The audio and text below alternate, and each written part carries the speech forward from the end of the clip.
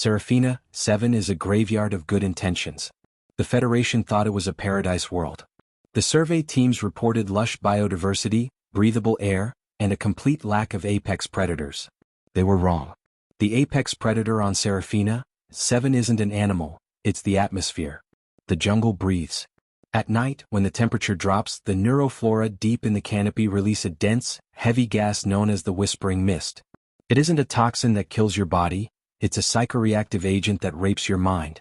It reads your surface thoughts, pulls out your deepest fears and your most cherished loves, and projects them onto the world around you. A standard Marine doesn't see a tree, he sees his dead wife screaming for help. He doesn't see his squad mate, he sees the monster that hid under his bed when he was 5. The mist turns an army into a mob of terrified, weeping children firing high-explosive rounds at ghosts. Whole battalions have wiped themselves out in friendly fire incidents, driven mad by their own hearts. You can't fight a war when you can't trust your eyes, and you definitely can't win when killing the enemy feels like murdering your own family. When the critical mining outpost at Sector Delta went silent under a thick blanket of mist, the brass knew standard containment was impossible. They didn't call the Marines. They activated Unit 0. The Psych-Ward. We are the soldiers they keep locked up until things get truly desperate. We don't have better training or better gear. We have better chemistry. Before we drop, we are injected with the Hydra Stim. It's a cocktail of weaponized adrenaline, neural inhibitors, and aggression enhancers. It effectively shuts down the prefrontal cortex, the part of the brain responsible for fear, morality, logic, and empathy. It turns us into high-functioning sociopaths with the impulse control of a rabid dog and the reflexes of a machine. We don't see illusions in the mist because we don't care enough about anything to hallucinate it. When you feel nothing but a cold, burning need for violence, the ghosts have nothing to work with. I am Sergeant Grave Karras, and I am a monster built by human hands to kill the monsters in the fog. The insertion was a blur of red warning lights and the metallic taste of the Hydra Stim hitting my bloodstream. My heart rate settled at a steady 180 beats per minute. The fear of the drop evaporated, replaced by a cold, vibrating energy that felt like electricity beneath my skin. The faces of my squad mates, Hammer, Viper, and Stull, lost their humanity in my eyes. They weren't people anymore, they were assets. Tools. Weapons to be deployed. We hit the dirt in Sector Delta. The jungle was suffocatingly quiet. The mist was thick here, a swirling purple soup that clung to our armor like oil. The sensors in my helmet were useless. The mist scrambled thermal and optical feeds. We were fighting naked, relying on Mark I eyeballs and the chemical rage coursing through our veins. Rules of engagement. I growled over the comms, my voice sounding distant and metallic in my own ears. If it moves, put it down. If it's crying, put it down twice. There are no friendlies in the fog. Clear? A chorus of guttural grunts confirmed. We moved out. The mist tried to work on us immediately. As we pushed through a dense thicket of razor ferns, a shape materialized in front of me. It was a little girl in a yellow dress holding a teddy bear. She was crying, her face bloodied. It was a perfect replication of my niece, who died in a shuttle accident 5 years ago.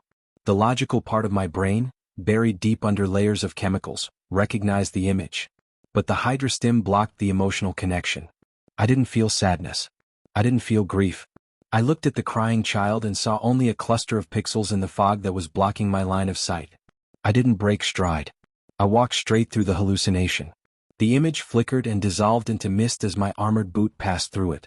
The jungle realized its primary weapon was useless against us. So it switched tactics. We found the remains of the mining security team a click down the road. They weren't dead. They were insane.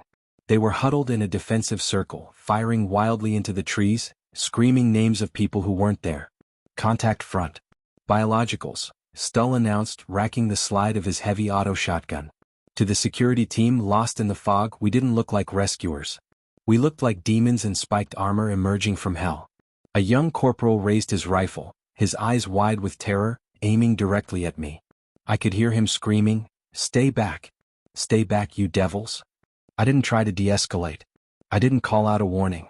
The stim doesn't allow for hesitation. He was a threat indicator. A red target on a gray background. I raised my carbine and put a 3-round burst through his center mass. The shots were clean, efficient, and completely devoid of feeling. He dropped without a sound. The rest of the security team panic-fired. Rounds sparked off our heavy chest plates. We didn't take cover. We advanced. We were a walking wall of ceramic armor and unwavering violence. We moved through their position like a scythe through wheat. It wasn't a battle, it was an extermination of malfunctioning assets. Viper used his flamethrower to clear a bunker where 3 soldiers were huddled, crying about spiders crawling on their skin. The screams they made as the promethium hit them were real, but to us they were just noise. Necessary noise to clear the objective. Within 2 minutes, the security team was neutralized. The silence returned to the jungle, heavier than before. We pushed deeper toward the center of the mist concentration. The hallucinations became more intense, more chaotic. The jungle around us seemed to warp. Trees turned into grasping hands, the mud seemed to boil with faces. But the Psych-Ward walked on. We were immune to the nightmare because we had become the nightmare. We reached the source, a massive subterranean cavern where the neuroflora bloomed, pumping thick plumes of purple gas into the air. The cavern was a pulsating cathedral of biology, the walls lined with throbbing, fleshy pods. The psychic pressure here was immense. Even through the drugs, I felt a dull throb at the base of my skull as the hive mind of the flora tried to crack my psyche. It showed me my own death over and over. It showed me a future where I was alone, broken, and forgotten. Stall. Hammer. Plant the charges on the main stalks, I ordered, ignoring the visions of my own corpse decaying at my feet. Viper, burn the pods on the perimeter. I want this whole cave sterilized. We went to work. The flora sensed the threat and released a concentrated burst of hallucinogens. The air shimmered. Suddenly, the cavern wasn't empty. It was filled with everyone we had ever killed. The security team we had just put down stood there, their wounds gaping, pointing accusing fingers. Stull paused for half a second as he looked at the ghost of the corporal. The drugs were straining against the sheer psychic weight. Stull. Focus. The mission is the only reality. I roared, shoving him forward. The command broke through the fog. Stull grunted, shook his head, and slammed a seismic charge onto the main rootstock. Viper unleashed his flamethrower, painting the walls of the cavern with fire.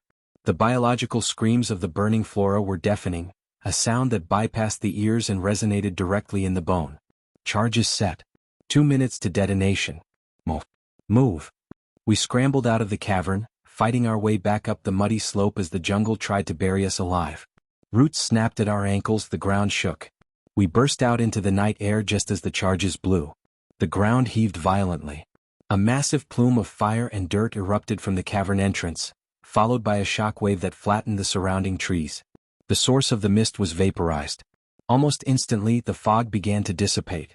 The purple haze thinned, revealing the true, ugly face of the green hell. The hallucinations faded. The sounds of weeping ghosts ceased. We stood on the ridge, watching the jungle burn. The hydrostim was beginning to peak, the adrenaline crash waiting on the other side. But for now, we were still high on pure, unadulterated aggression. We were alive. We had won. And we felt absolutely nothing about what we had to do to achieve it. The extraction dropship hovered overhead, its spotlight cutting through the remaining smoke. The pilot was hesitant to land, looking down at the 4 armored figures covered in mud and blood, standing perfectly still amidst the carnage. They knew what we were. They knew what we had taken to survive down here. As I walked up the ramp, I looked back one last time at Seraphina-7. The jungle was quiet now, defeated not by courage or tactics, but by a brutality that exceeded its own. Humanity had proven the ultimate truth of the green hell. When the world tries to drive you mad with fear and love, the only way to survive is to cut out your own heart and use it as a weapon. The mist could conjure monsters, but it couldn't conjure anything worse than what we chose to become. This has been Apex Sci-Fi. The jungle has ghosts, but we are the exorcists. If you enjoyed this drug-fueled rampage through psychological horror, smash that like button, without feeling a thing. Comment below. Would you take a drug that removed your empathy to survive a nightmare scenario? Subscribe for the next story. The fog is clear. The mind is blank. The mission is complete.